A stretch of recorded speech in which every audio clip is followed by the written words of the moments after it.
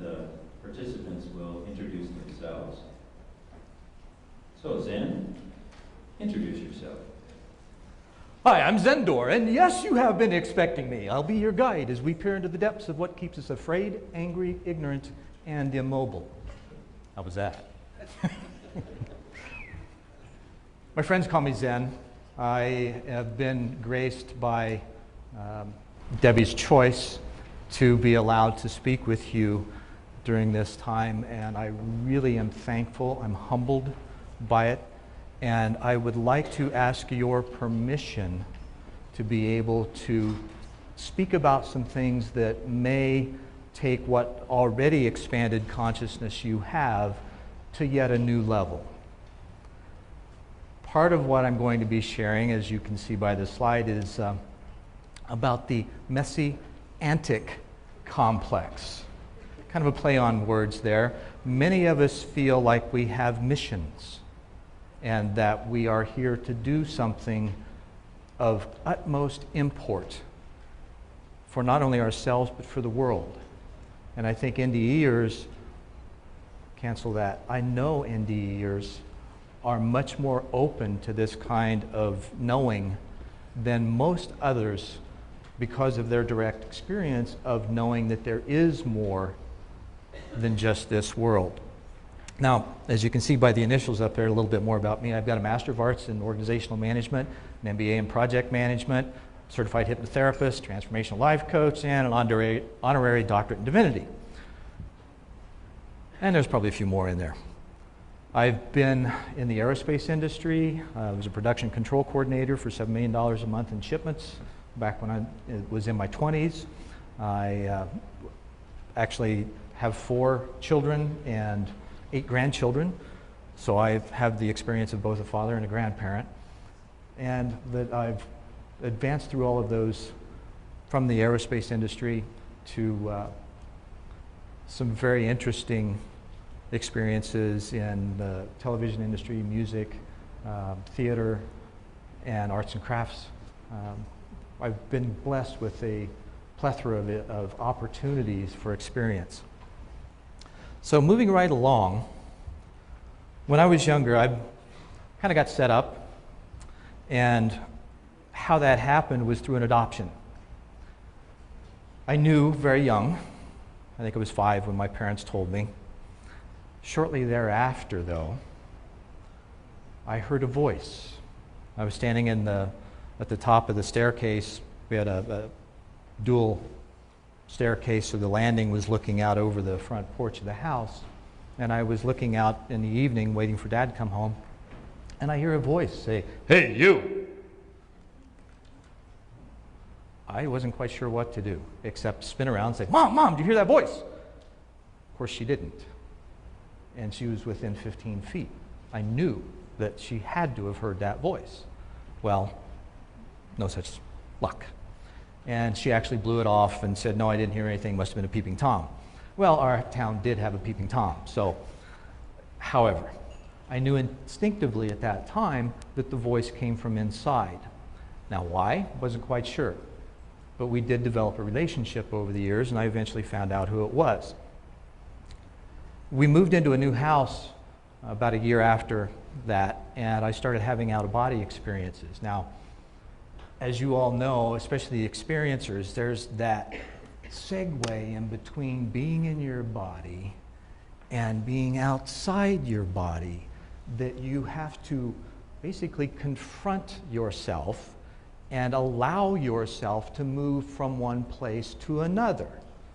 Can I see some shaking heads? Okay. Mine's bobbing up and down anyway. It's good for everybody. So what happens is that in that interim, there's a question of, am I dying? And then there's an acknowledgement of, no, but boy, this really feels cool.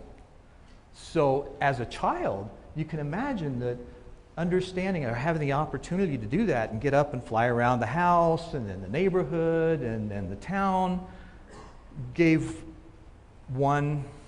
this one, the opportunity to really get comfortable with yet another capacity or sensory apparatus that we actually all have and we are capable of doing. Now, and I think this was also prep work for the next experience, which was a series of, they weren't really dreams, because I'd wake up in bed actually not in bed, I'd be up in the corner of my bedroom watching my physical body get out of bed, climb out through my bedroom window. Now this is rural Indiana. Climb out my bedroom window, walk across the neighbor's yard, climb a fence and walk out into a 10-acre pasture, basically. And as I would walk out to the center of the pasture, I'd start rising up into the air. Well, I looked up initially, and I see this huge orange cigar-shaped cloud that spans the field and probably twice the length on either side of it. Now, the observer would become one with the participant as I would enter the cloud. I'd wake up in bed the next morning and go, wow, can't wait to go back.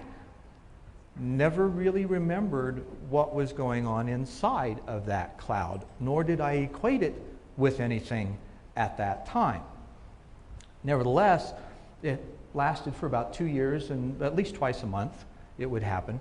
So it was a very thrilling experience, and yet there was still this, for lack of a better, non-local consciousness that was happening in the process. Now during this time also, as a kid, I think we all actually have insatiable curiosities, especially when we have experiences that are beyond the norm or that really intrigue us to learn and grow and experience and explore and really, in some cases, exponentiate our understanding of what we're capable of doing, even though, and I'll use a Star Trek term, the grups don't have a way. Remember the grown-ups Star Trek episode? Anybody? Okay. So we have the ability to move beyond that. Now, of course, in the BS, that stands for belief system. Okay, we have a challenge to change. Now, when I went into college, I actually was a brainiac as a kid. I may have a few cells left. However, I tested out of 5 quarters going into Ball State University. So I was also living in the honors dorm. And I went through a period where I was really sincerely questioning the whole thing about the adoption and why am I here, where am I going, what am I doing, what's up. So I hit my knees one day and I prayed and I said, Father, I want to know what truth is, and I'm willing to die for it if necessary. Now, that was probably one of the most, I've had a few prayers that were that deep and that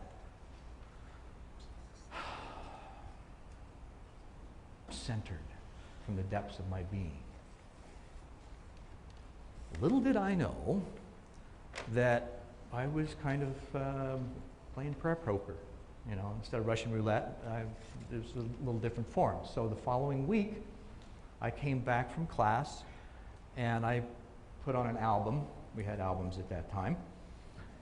And it was by a band called Journey.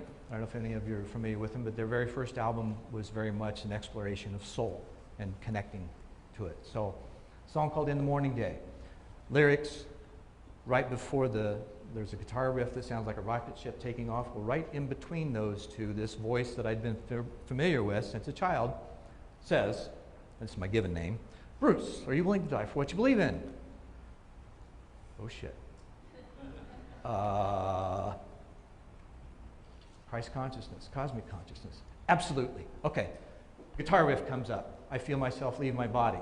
I turn to look at my body laying across my dorm room bed, and then turn back to look where I'm going, and immediately engulfed by white light. Now, as an impetuous teenager, I was there for maybe 15, 20 seconds, just long enough to orient, recognize that, okay, I can still see, even though it's white, I'm not dead, I can think. I have no tactile sensation with my body. Wow, is there more? I felt a movement. I found myself then in a sphere of pinpoints of light with an indigo background. I instinctively knew that these pinpoints of light were points of consciousness. Whether in body or not, wasn't sure because I knew I wasn't. At that point in time, as though this other voice was listening to my thoughts, it spoke and it said, these are those that you are to work with in order to facilitate a new world order. It will happen in your lifetime. Know this to be true. Your path will be full of trials and tribulations. Have faith and trust that everything you need will be there at its appointed time. Trust and allow. And with that, I felt another rush of energy and I'm back in my body. Kept my eyes closed. The feeling of that reintegration was exquisite, to say the least. But then, 18 years old, what the hell do you do with that? Okay, am I the one? No, I don't think so, because it talked about all of these others. So there's this differentiation and there's this capacity to move beyond self and realize you're part of a whole. Well, during that process too, after I came back, I opened up to the clairals. Clairaudience, clairsentience, clairvoyance, okay. I used to get joked about, Bruce and his font, so I figured I'd bring in the clairals. So in that process then, I also had an experience of hearing many others speaking. Now, these were other voices. They were and of course this was at college, under pressure, going back and forth between the dorm room and the cafeteria, so I was hearing all of these negative, self-degrading, self-deprecating thoughts that all started with you. Well, I was already answering to hey you. So I thought it was all about me. Well, contrary to popular opinion, it's not all about me. However, what I was doing was freaky. I just didn't understand it. So I locked myself up in the dorm room. Fortunately, I had a friend that came over and said, "What the hell are you doing?" And I said, "Well, here's what's happening." And he said, "Are those voices yours?" And I said, "No."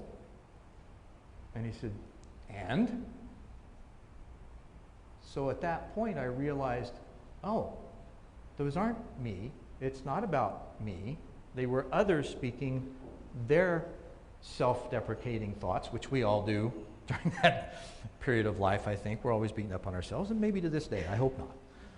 However, it gave me the insight of being able to begin to discern what to pay attention to and what not to pay attention to. Now, also during that time, I was reading many books from Siddhartha to a whole slew of things from Carlos Castaneda, and I had the question of, okay, if I have a guide, who is he? What's his name? How can I communicate? A couple of days later, in meditation again, center of my vision, the name or the picture of an ancient-looking Indian, and the name Zephyr came into my mind, same instant. So from that point in time, there was this knowing that I was able to move forward with, and through another friend of mine who began to, actually had a great metaphysical upbringing, he could do automatic writing. So I contacted him to find out about Zephyr. Found out Zephyr is now, or was in what is now the southwestern United States over 20,000 years ago. I'm thinking to myself, I want to go there. Now I'm at Ball State University in Muncie, Indiana, so a little distance there. So what happened was a few years later, married, working as a machinist, meat cutter, and playing in a band. All three jobs fell through. I walked out on the front porch the following morning, looked up at the sun, okay, I'm listening, where do you want me to go? I hear Phoenix. So guess what happened? We picked up and moved. Now the fall after we got there, I'm standing in front of my grinder. I was an ID or a grinder production specialist initially in the aerospace industry. And